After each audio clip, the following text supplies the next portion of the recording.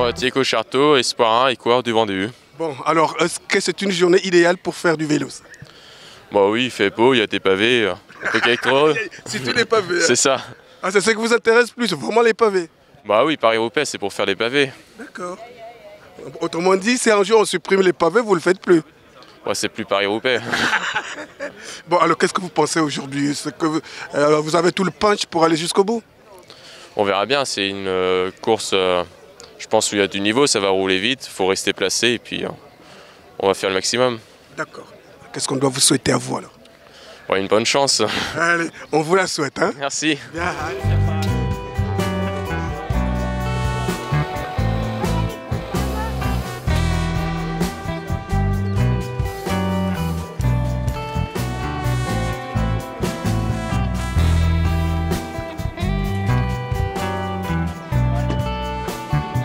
Moi je suis Mathieu Melotte, espoir deuxième année et pilote pour Bingo Wallonie-Bruxelles. D'accord. Est-ce que vous pensez que c'est une journée idéale comme ça pour faire du vélo? Oui, il fait beau, il a fait un peu humide la nuit, mais je pense que c'est une météo idéale, oui. Bon, d'accord, donc vous êtes déjà d'attaque là? Oui, je suis déjà prêt pour la course, oui. Ouais? Ouais. Bon, alors qu'est-ce qu'on doit vous souhaiter là? De la chance surtout, pas de crevaison et aller faire un maximum de pavés à l'avant et avoir un bon placement pour la course.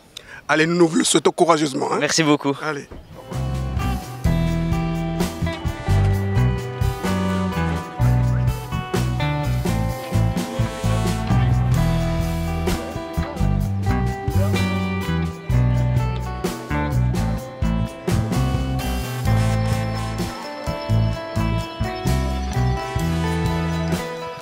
Je m'appelle Titan Fontaine, je suis espoir première année et je suis dans l'équipe Groupama FDJ Continental. Bon, alors d'accord. Alors on voit qu'il y a du soleil. Est-ce que c'est une journée idéale pour faire du vélo? Ouais, il y a beaucoup de vent. Ça va vraiment être un temps particulier pour cette classique. Ça va faire la course, je pense, puis ouais, ça va être sympa. Ouais. Bon, qu'est-ce qui vous intéresse plus dans cette course? J'ai eu pas mal de soucis de santé cette semaine, donc moi je prendrai plus au moment présent, voir les jambes. J'ai pas beaucoup dormi pendant 3 jours, j'ai pas mangé quasiment pendant 3 jours non plus.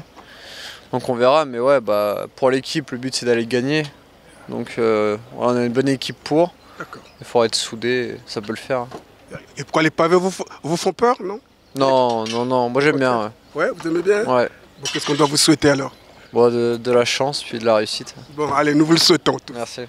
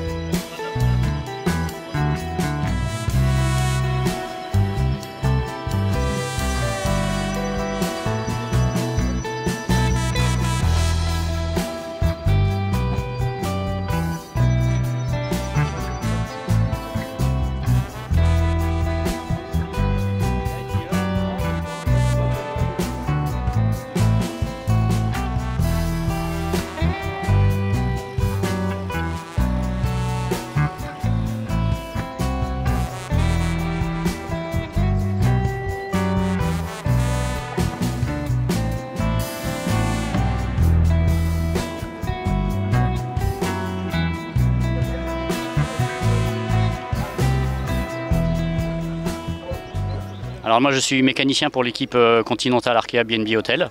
Donc mon rôle c'est de préparer les vélos et puis toutes les roues de dépannage. Donc là entre autres sur Paris-Roubaix c'est 6 vélos de course pour les coureurs, 6 vélos de dépannage et une quinzaine de paires de roues réparties entre ma voiture et les secteurs pavés. Vous prenez combien de temps pour changer une roue? Je ne sais pas tellement calculer mais je pense qu'il faut entre 15 et 20 secondes. Ah ouais? Ouais, je pense. Ouais.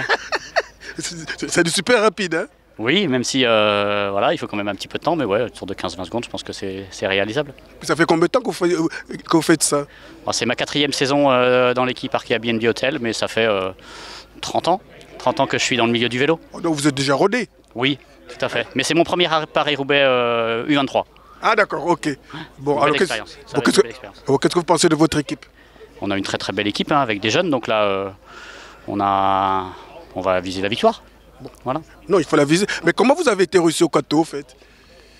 Ici, bah, écoutez, là on vient juste d'arriver, là, mais là tout est très bien fléché, le PPO est bien fléché, là le parking ça va, donc c'est top, très bien. D'accord. Parfait. Alors, qu'est-ce qu'on doit souhaiter à vos joueurs? Enfin, plutôt à vos coureurs. Qu'est-ce qu'on doit leur souhaiter? De la réussite et le meilleur résultat possible. Pas de, Eh ben, chute, pas de chute et pas de crevaison. Bon, Voilà. allez, nous leur souhaitons et puis bonne chance à vous. Merci, bonne journée.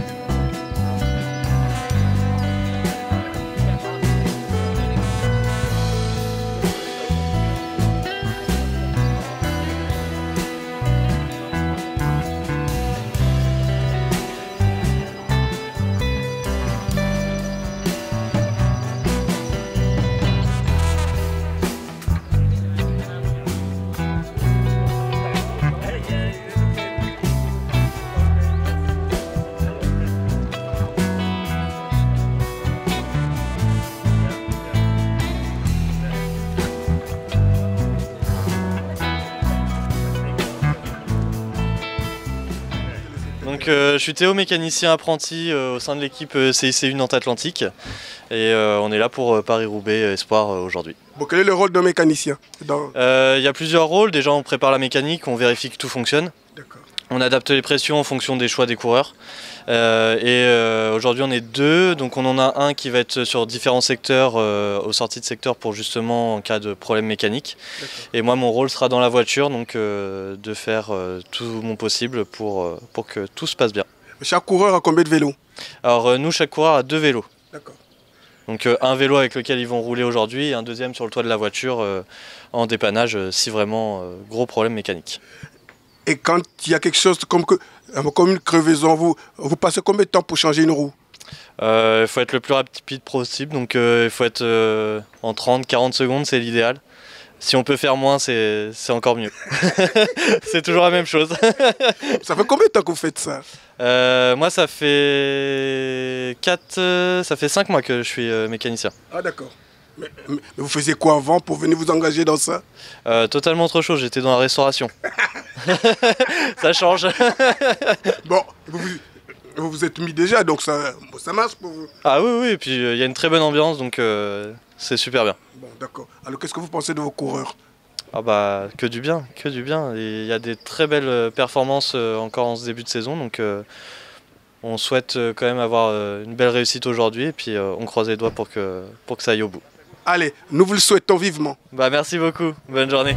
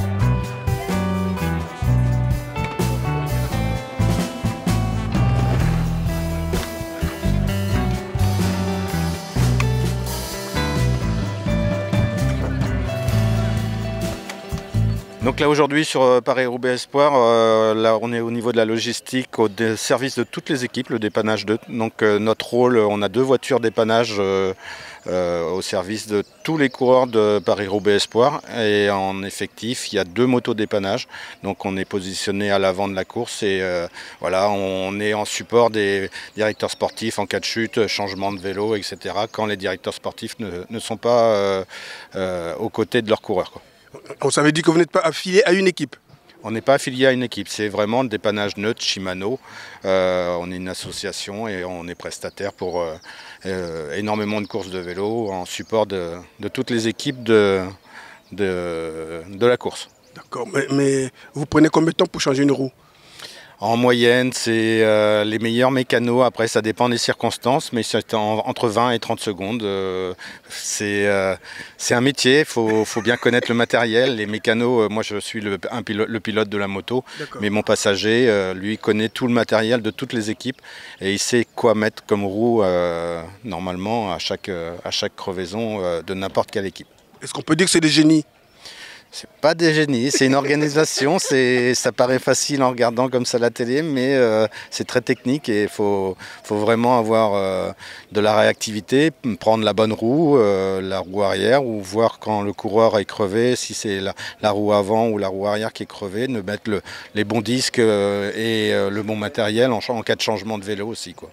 À votre avis, ce temps-là, c'est un temps idéal pour faire du vélo, là?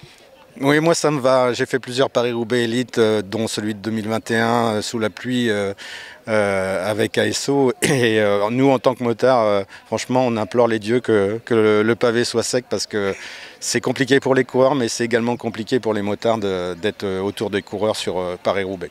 Bon, allez, écoutez, puisque le temps il est comme ça, nous souhaitons qu'il se maintienne. Hein? Tout à fait. Pour une fois qu'il fait beau dans le Nord. Et pourquoi vous n'êtes pas du Nord au moins? Non, je suis normand, c'est le même combat. D'accord, ok. Bon, allez, bonne chance à vous. Merci, à vous aussi, bonne journée. Merci.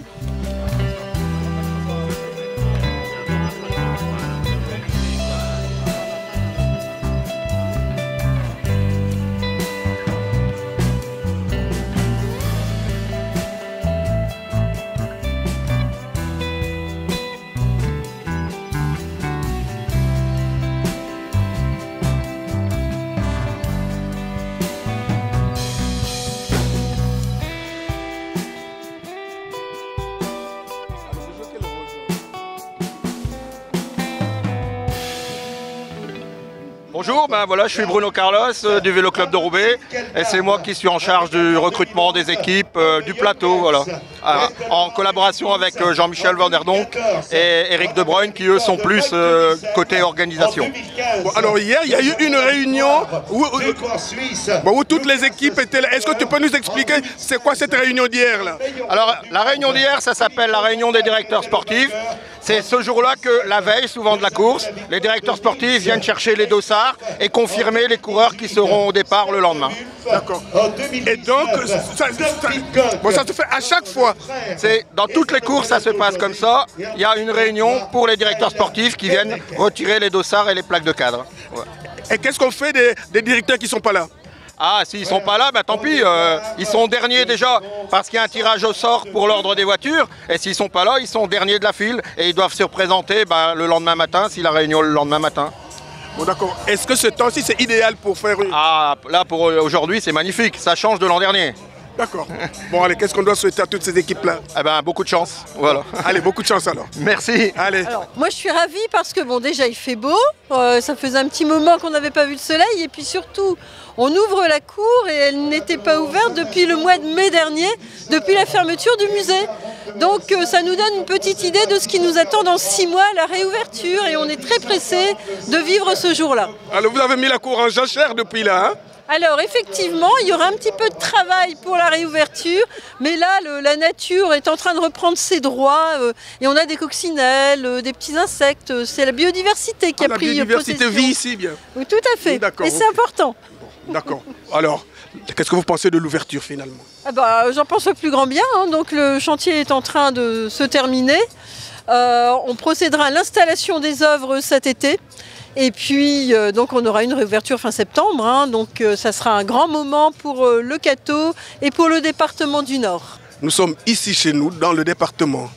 Alors, quelle impression ça donne là? Ce qui nous donne comme impression, c'est, comme le disait Sophie, c'est un avant-goût de la réouverture en septembre prochain. Et puis, ça veut dire aussi que le musée était endormi, mais qu'il se réouvre au fur et à mesure. On a eu le retour des œuvres il n'y a pas très longtemps. Aujourd'hui, on accueille le Paris-Roubaix Espoir dans ce cercle. Et puis, toutes les commanderies, parce que je tiens à le saluer. En fait, la municipalité, monsieur le maire, nous avait demandé s'il y avait possibilité d'accueillir l'ensemble des commanderies au sein de cette cour du musée ce matin.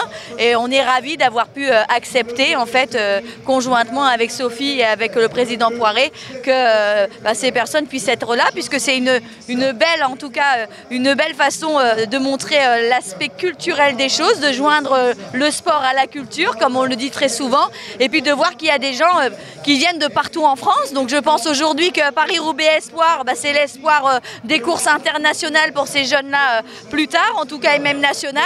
Et nous, en fait, voilà, aujourd'hui, on a le folklore, on a la fête, et je pense que du coup, la boucle est bouclée. Nous avons des grands sportifs, nous avons à la fois des personnes qui viennent de tous les endroits de France, nous avons l'ensemble des personnels du musée Matisse qui se sont donné beaucoup de travail pour être là et pour permettre ça. Et puis nous avons aussi les Catésiennes et les Catésiens qui sont au spectacle. Donc je pense que la boucle est bouclée. Et il faut vous souhaiter une bonne journée alors. Hein? Une bonne journée ensoleillée, en tout cas une bonne course pour l'ensemble des coureurs que nous avons vus se présenter ce matin. Et puis oui, de la fête, de la joie et surtout de beaux sourires dans la perspective de la réouverture dans quelques mois. Merci. Alors si vous avez une conclusion à donner? La conclusion, c'est qu'on est très heureux en ce dimanche d'être réunis, d'avoir une telle effervescence dans la ville du Cateau. On sent que tout le monde est content de vivre ce moment festif et sportif. Bien, allez, bonne journée à vous. Merci beaucoup, au revoir André. Alors, on se retrouve ici dans la cour de notre rayonnant musée. Magnifique musée, oui, tout à fait. On attend tous avec impatience sa réouverture d'ailleurs. Et puis aujourd'hui, c'est exceptionnel parce qu'on a quand même un mariage inédit entre la gastronomie, notre chaud d'andouille et la course Paris-Roubaix Espoir. Alors je ne sais pas si la chaud d'andouille c'est une forme de dopage, mais c'est quand même assez exceptionnel comme mariage. Mais en tout cas, comment vous vous sentez dans cette course? Je me sens, je pense, je parle au nom de tous mes confrères, on se sent très bien. On se sent très bien, en plus avec un rayon de soleil, la beauté du site. L'objet des confréries, c'est de recevoir des gens qui viennent de toute la France, de Belgique. Certains ne connaissaient pas le musée. J'ai même appris ce matin des gens qui m'ont dit je ne savais pas qu'Henri Matisse était né au Cateau. Donc c'est quand même l'occasion pour nous, c'est notre objectif de valoriser notre ville. Et je pense que par l'intermédiaire de ce mariage entre la course cycliste et nous, il y a une valorisation aujourd'hui qui se fait. Et je pense que c'est l'objectif de la ville du Cateau, de monsieur le maire, de tous les Catésiens d'ailleurs. Combien vous avez reçu de commanderies là? Là, on a 26 confréries commanderies, donc qui viennent de Belgique, de France, de toute la France et de toute la Belgique d'ailleurs. Voilà. Bon, qu'est-ce qu'il faut souhaiter à tout ce monde-là? Il faut souhaiter que la journée se continue dans les mêmes conditions. On est bien parti. Maintenant, on a le soleil, on craignait un peu. Maintenant, je dirais que ce que je souhaite, c'est qu'à l'issue de cette belle journée, toutes les personnes qui sont venues au Cateau y reviennent pour visiter le musée, pour aller à la brasserie, pour passer un week-end dans notre belle ville. Et puis que tout le monde ce soir soit heureux d'avoir passé une super journée avec nous. C'est la plus belle satisfaction pour les organisateurs que nous sommes. Le soleil, les nanas, comme on dit, c'est la fête ici. Hein? Il y a un rendez-vous exceptionnel, le soleil, l'année dernière les trompes d'eau. Il y a beaucoup de monde et puis il y a plus le grand maître de la confrérie de la Chaude d'Andouille, Patrick, qui fait le dieu qui faisait son repas aujourd'hui et qui a invité les représentants de la confrérie. En plus, particularité cette année, c'est que le départ se fait devant l'entrée du musée Matisse. C'est aussi une image de la ville. Donc il y a beaucoup d'éléments qui réussissent à faire un bon démarrage de Paris-Roubaix, plus la convention tripartite signée avec notamment les amis de Paris-Roubaix. Et puis il faut remercier, toujours avoir une pensée pour les 50 bénévoles qui sont signaleurs dans le Cateau pour assurer la sécurité. Qu'ils soient tous récompensés. Le principal, c'est que la ville du Cateau donne une image de plus en plus positive et c'est exceptionnel. Ici, on essaye d'associer la culture avec le musée Matisse qui doit rouvrir fin septembre, le sport, et ce qui fait qu'on a une flopée de trésors. Hein. La Chaude d'Andouille fait partie aussi des trésors vivre ensemble et de vie au Cateau. Et je remercie Patrick Ledieu de s'être déplacé avec ses confréries, qu'on a un peu perturbées aujourd'hui parce que c'est leur repas de confrérie. D'habitude, ils commencent toujours par une traditionnelle messe à l'abbatiale, mais aujourd'hui, elle est fermée, il y a une phase qui est finie. Mais avec la course Paris-Roubaix, y accéder aurait été très très compliqué. En tout cas, merci de tout le monde et de la mobilisation. Puis un hommage quand même tout à l'heure qu'on a eu à la mémoire du coureur belge originaire d'Anvers qui avait gagné Paris-Roubaix, qui a signé peu de temps après un contrat pro avec l'équipe Quick-Step et qui est décédé à la suite d'un choc avec une voiture en entraînement. Paix à son âme. Paix à son âme et surtout qu'en mémoire de lui, qui est aujourd'hui une très belle course sur les pavés. C'est difficile, vous savez, c'est des jeunes de moins de 23 ans. Les pavés, c'est un monde à part. C'est pas des pavés comme on connaît au Cateau classique. Ce sont des pavés quand vous arrivez à Carrefour de l'Arbre, Mont-Saint-Pével, c'est des pavés hors normes. Donc c'est une course très difficile. En tout cas, félicitations à tous les participants, à Eric et Jean-Michel de l'association avec qui on a signé un partenariat de 3 ans, avec la région qui finance le Paris-Roubaix, le département qui participe aussi. Tous les acteurs sont là au rendez-vous et puis pour la ville, c'est un honneur d'accueillir cette course cycliste. Et puis l'image de la jeunesse colle bien avec l'image que la ville veut aussi se donner à l'extérieur. Voilà. Merci à vous tous et toutes et belles images sur Paris-Roubaix.